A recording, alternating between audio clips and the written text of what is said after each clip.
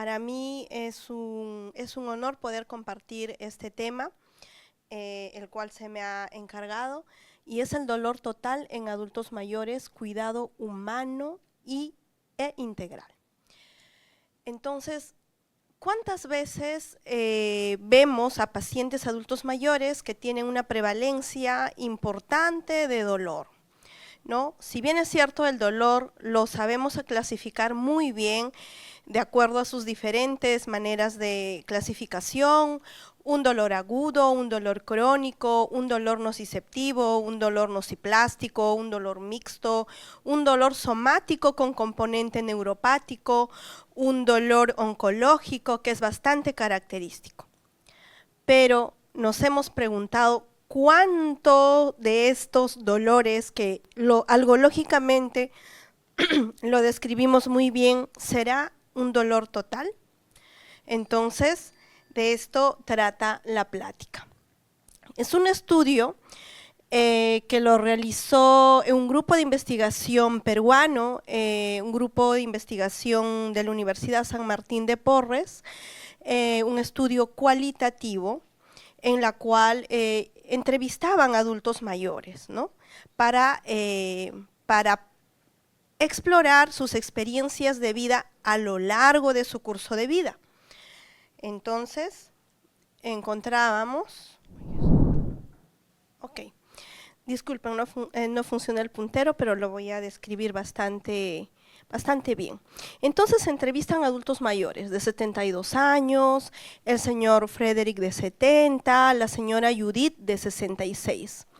Y en esa exploración cualitativa encuentran que, por ejemplo, la señora Esther de 72 años sufrió un cáncer importante, y al comunicar ese diagnóstico a la familia, pues la familia era una familia no cohesionada, no funcional, y no tuvo importante apoyo de la familia, y ella se vio en soledad, se vio en desesperanza aún mayor, no solo por el diagnóstico de la enfermedad, sino también porque no tenía apoyo de la familia.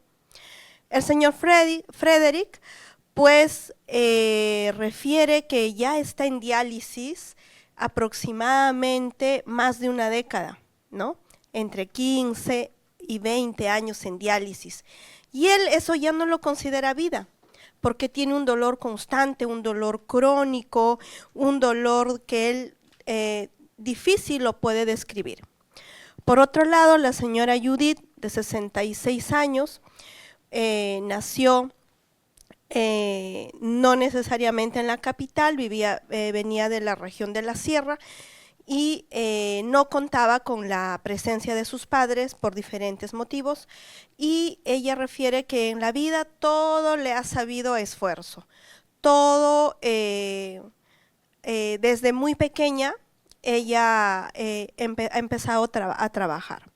Entonces tenemos diferentes escenarios de adultos mayores y sus experiencias de vida que vienen con una carga de no necesariamente de enfermedad, sino toda una experiencia de vida y sabiduría. Entonces, en este estudio, donde el promedio de adultos mayores es de 68 más o menos 7, predomina el sexo femenino, las comorbilidades, a la cabeza la hipertensión, seguida de la diabetes, así como también hicieron una exploración de síntomas de ansiedad y depresión, ¿no? Y la mayoría de ellos tenía síntomas mixtos. Y dentro de sus conclusiones refieren que cuando uno llega a ser adulto mayor, pues tiene un largo recorrido de diferentes experiencias de vida. Tal vez en la juventud, abuso, violencia, explotación, violencia doméstica, familia no funcional. En la etapa media de la vida, problemas concernientes a la salud, problemas económicos, violencia sexual, violencia doméstica, y cuando se es adulto mayor, tal vez abandono, soledad, desasosiego y la carga de enfermedad que de por sí trae con ella. Entonces, cuando la sociedad o la OMS, perdón, nos refiere cómo debemos de evaluar al ser humano y en especial al adulto mayor, tenemos que tener una mirada desde todas sus dimensiones. Si bien en el siglo XVIII al siglo XX la mirada principalmente era sobre la enfermedad, es decir, sobre la patogénesis, y esta poco a poco a través de las décadas pues incluyen a todas las dimensiones, a la dimensión psicosocial y a la dimensión espiritual. Y es así como nosotros podemos evaluar a todas las personas de todo grupo etario, sobre todo en adulto mayor, porque nos acerca o nos invita a realizar una atención centrada en la persona. Cuando una persona tiene carga de enfermedad, carga de experiencias no tan agradables durante toda su vida, vamos a tener dos tipos de persona. Un ser humano desde la vulnerabilidad y otro ser humano que avanza su caminar desde la resiliencia.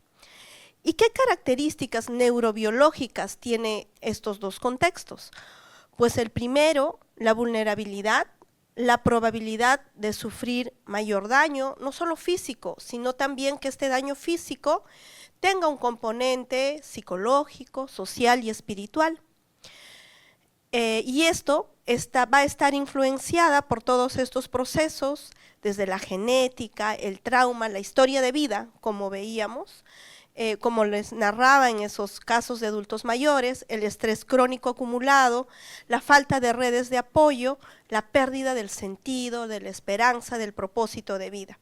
Y esto neurobiológicamente se caracteriza por una hiperactivación del sistema del estrés, alteraciones a nivel de neurotransmisores, inflamación persistente y menor plasticidad neuronal. En su contraparte, pues la mirada de la vida desde la resiliencia, ¿no?, es la capacidad de adaptarse a todo estrés, no solo desde el aspecto de la enfermedad o del diagnóstico de una enfermedad con expectativa de vida limitante, sino frente a cualquier estresor de la vida, ¿no? Entonces, esta capacidad de resiliencia nos permite reorganizarnos, asumir otros roles y poder adaptarnos frente al dolor o la amenaza, porque muchas veces el miedo, muchas veces la angustia son maneras de respuesta que nos mantienen alertas, también como formas positivas de adaptación. Y la base científica, pues, existe una regulación emocional eficaz, una flexibilidad cognitiva, se forman los vínculos más seguros en la familia, que es más adaptativa, que es más comunicativa, que es más funcional, y neurobiológicamente, pues, nos permite una mejor regulación del cortisol, una actividad serotoninérgica equilibrada, una mejor plasticidad neuronal y una capacidad de recuperación frente al estrés, ¿no? Pero, estar en un lado o en el otro va a depender también frente a todos los estresores que hemos venido acumulando. Hablar del dolor total, evidentemente, no es solo hablar del dolor físico. Evidentemente, sí o sí tiene que haber un componente físico, pero este se asocia a un componente psicológico, al miedo, a la desesperanza, a la soledad, hablando en contextos de adultos mayores generalmente, también al aspecto social, a la sensación de estar solos, a la economía y evidentemente al aspecto espiritual. Es decir, si nuestro adulto mayor continúa adaptándose y mejorando su propósito y sentido de vida en el aquí y ahora. Por lo tanto, el dolor total tiene dimensiones y como tal tiene que leerse y evaluarse de esa manera, ¿no? Desde el aspecto funcional, emocional, cognitivo, desde el aspecto social y un hincapié en los artículos revisados, ¿no? Porque refieren que el dolor total y el dolor físico son subdiagnosticados en aquellos adultos mayores que ya tienen un deterioro cognitivo. Por lo tanto, todos y cada uno de nosotros, profesionales de la salud, tenemos que volvernos expertos en buscar ese dolor total. No necesariamente, y ese dolor total nació en el contexto paliativo, nació o fue por primera vez mencionado por Cicely Saunders, que casi todos, estoy segura que todos la conocemos, ¿no? Un personaje muy importante en la actividad paliativa moderna que introduce este diagnóstico de dolor total, pero lo introduce dentro de un contexto de enfermedad avanzada, de enfermedad oncológica avanzada, pero revisando la literatura, el dolor total no necesariamente tiene que estar en esos momentos o en esos contextos. Por lo tanto, una de las reflexiones que proponía viendo revisando esta oportunidad que me han permitido revisar es ¿cuántos del dolor crónico en nuestros adultos mayores será dolor total? Entonces, en la experiencia holística que integra todos esos componentes totales, sociales, emocionales, espirituales, pues evidentemente este dolor total impacta sobre la calidad de vida de nuestros adultos mayores, y no solo del adulto mayor, sino también de su entorno, de su familia. Y uno de los pilares importantes es la familia, ¿no? Muchas veces la familia suele ser solo la hija quien lo cuida, o su compañera de vida, otra adulta mayor con sus propias necesidades, ¿no? En este artículo también interesante, donde menciona, ¿no?, que debemos ir más allá de evaluar el dolor físico, es decir, el EVA, las escalas numéricas, que nosotros lo manejamos bastante bien, el tipo de dolor fisiopatológicamente hablando, la causa, porque en esos pacientes que se han evaluado en cuanto a un dolor físico, haciendo todas las exploraciones, este también es un estudio cualitativo, pues también habían componentes ambientales, componentes de limitación física, factores personales, emocionales, y el dolor también los limitaba socialmente. De tal manera que al evaluar el dolor físico, evaluarlo en todas sus dimensiones, pues sí, de todas maneras había un dolor total de por medio que era subdiagnosticado, ¿no? Aquel paciente adulto mayor que tiene una gonartrosis severa, que es hipertenso y diabético, pues también hay un componente emocional y espiritual. Y otro mensaje que es importante reconocer es que todo profesional de salud también tenemos que estar debemos de ir formándonos y capacitándonos acerca de la exploración espiritual general, ¿no? Porque sí sabemos que existen consejeros espirituales que hacen una evaluación mucho más especializada. Entonces, existen muchos factores que para el adulto mayor juegan en contra, por así decirlo, porque el dolor es crónico. El dolor generalmente dura más de 3 meses. Hay una ausencia en nuestro sistema de una evaluación integral acerca del dolor. Generalmente es el fármaco o la terapia física o obviamente la mirada multimodal del dolor, pero no se integra de manera adecuada sus diferentes componentes. Y además la presencia de la pluripatología y la comorbilidad en nuestros adultos mayores. Por lo tanto, los estudios refieren que debemos de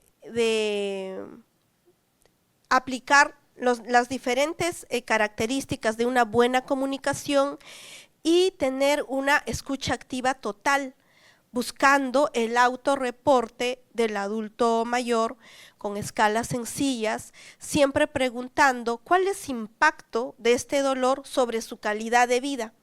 Y sería una manera de explorar cómo lo limita en las diferentes otras esferas, ¿no?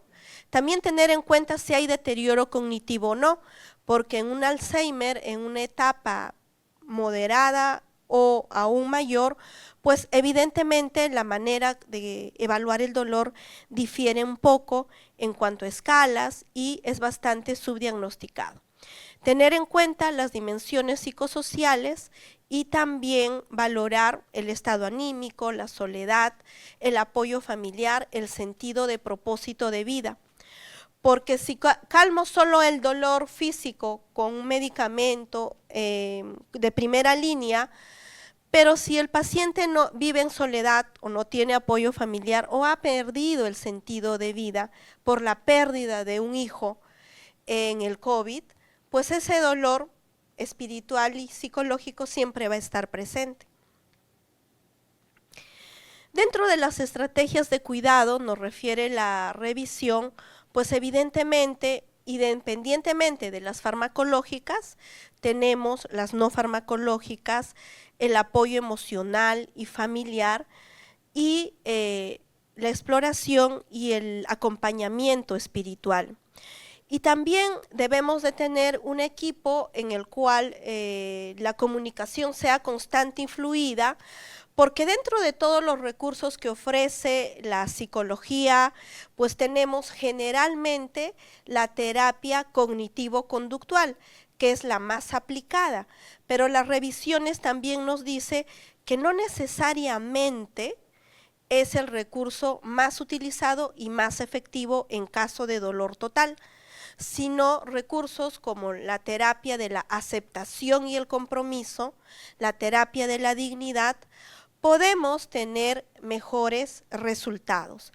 Por lo tanto, es muy importante que las reuniones del equipo sean programadas y de manera periódica.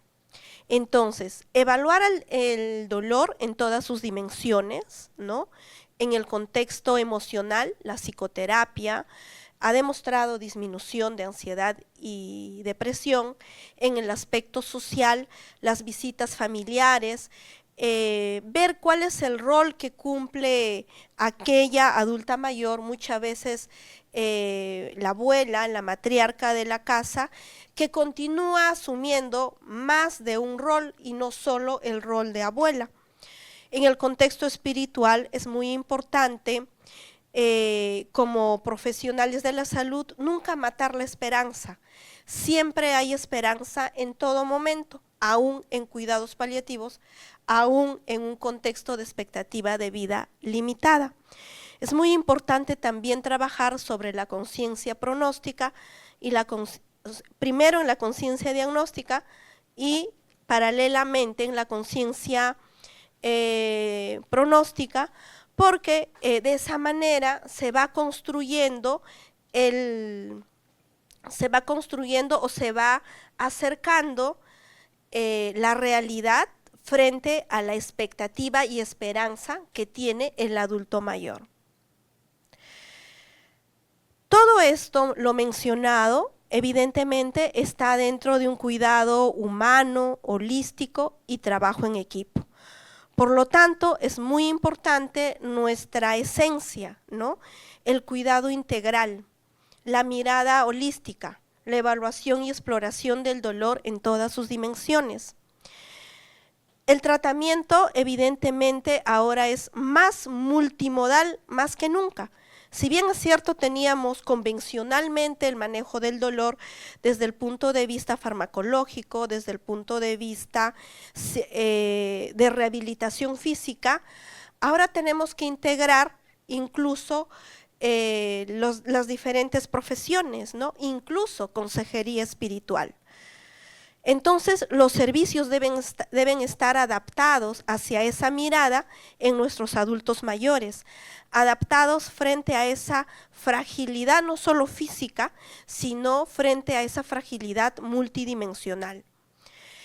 Y debemos de tener en cuenta también desarrollar y seguir aprendiendo acerca de la escucha activa, la empatía, la compasión, pues es muy importante que eso se pueda desarrollar no solo en el paciente, sino también en nuestros equipos interdisciplinarios, y de esta manera el cuidado humano se dará a plenitud. Para puntualizar, el apoyo emocional frente al dolor total es muy importante, pero cada adulto mayor tiene necesidades o maneras de sanar de manera distinta, ¿no? No todos comulgan con los grupos o los grupos de apoyo, por ejemplo, en cáncer de mama, que es en donde más tiene evidencia. En cuanto al soporte social, pues es muy importante las reuniones familiares con cada uno de la familia o el entorno del paciente. La comunicación es muy importante porque esta comunicación debe ser efectiva y no solo creer que uno a través de un diálogo y un protocolo de Spikes se ha dicho o comunicado todo lo que se tiene que decir. Muchas veces hemos tenido las sorpresas y a las 48 horas hemos vuelto a evaluar al paciente y hemos vuelto a conversar con la hija del señor Carlos y nos damos cuenta que no nos ha entendido casi nada de lo que nosotros hemos creído que leemos adecuadamente, siguiendo un tiempo, un protocolo organizado. Entonces es importante trabajar esa conciencia de manera permanente. Y no solo el rol del médico, sino también es importante trabajarlo en equipo, ¿no? Y promover el diálogo familiar. Otro punto muy importante es la autonomía del paciente, ¿no? Todo adulto mayor tiene derecho a decidir por uno u otro tratamiento de acuerdo a sus expectativas, de acuerdo a sus valores, de acuerdo a sus creencias, de acuerdo a toda esa historia de vida que ellos ya tienen. Probablemente tienen también experiencias familiares de alguna enfermedad parecida. Entonces es muy importante evitar la conspiración del silencio, porque es mucho más difícil poder alinear la realidad con la esperanza cuando de por medio hay conspiración del silencio. Y evidentemente esa ausencia de verdad ante el paciente se debe al miedo de la familia, porque generalmente nos refieren, doctora, yo conozco a mi padre, si usted le dice el diagnóstico, él va a ser peor porque va a caer en depresión. Y honestamente es el miedo de esa hija que en su amor profundo está queriendo darle una tristeza más a su padre. Y por lo tanto es importante trabajarlo con psicología y con consejería espiritual. Pero evidentemente todos nuestros adultos mayores sabios, con experiencia de vida, de hecho, ya están percibiendo ese diagnóstico. Algunos aspectos éticos, es muy importante que el respeto a la autonomía, ¿no? Que el proceso del consentimiento informado es eso, es un proceso. No está bajo ningún punto de vista, es adecuado una hora antes o 2 horas antes o un día antes, pues brindarle el papel del consentimiento informado de lo que tenga que firmar, simplemente para conseguir la firma del paciente, ¿no? Es importante que se vea esto como un proceso, y ¿quién lo debería de hacer? Pues es el médico que va a realizar el procedimiento. Muchas veces lo hacen los alumnos de medicina, el interno de medicina o el residente en un plan de solo cumplir el protocolo y conseguir la firma, ¿no? Entonces es también nuestra responsabilidad como docentes, como asistentes, generar que estos procesos sean los mejores y los más adecuados. El rol de la familia es muy importante porque la familia es su principal apoyo del paciente, mucho más en el contexto domiciliario, pero es importante en todos los escenarios, en la atención primaria, en el consultorio, en la hospitalización, en la visita domiciliaria, ¿no?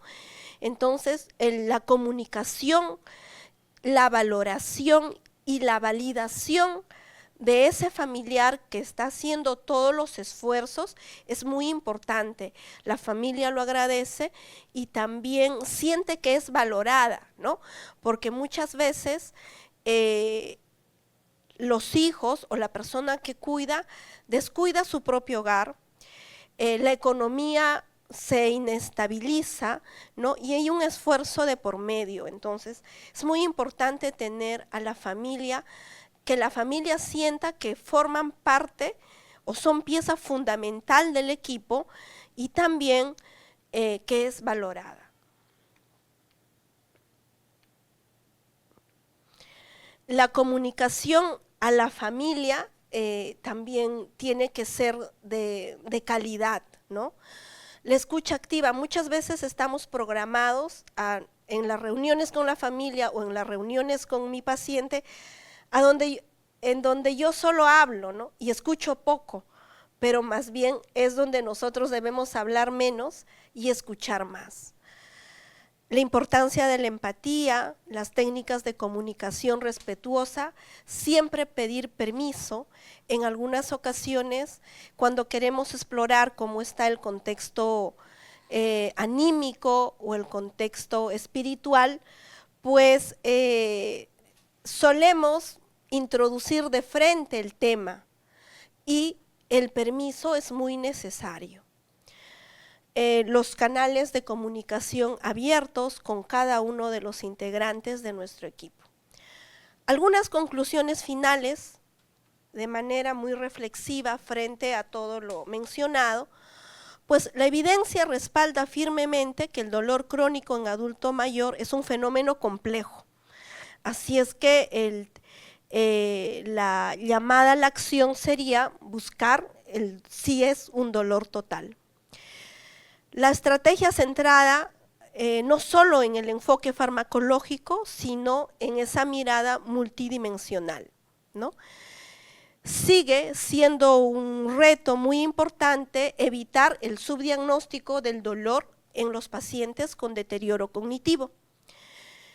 La presencia terapéutica, aquí permítanme dedicarle un par de minutos más. Nuestra sola presencia es terapéutica, es aliviadora.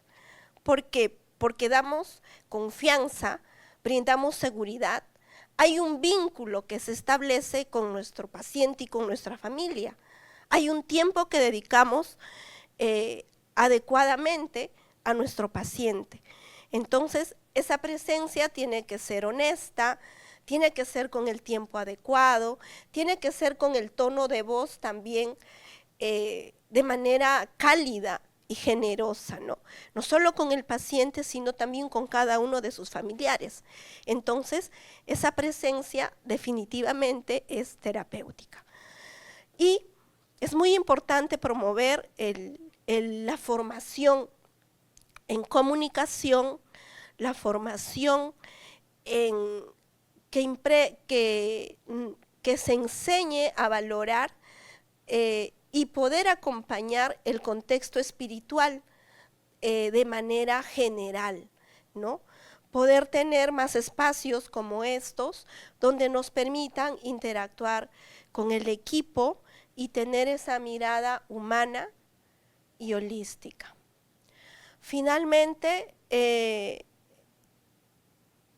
dediquemos un poco más de tiempo y esfuerzo y de repente ese dolor crónico que tiene CIE-10 tal vez sea un dolor total. Muchas gracias.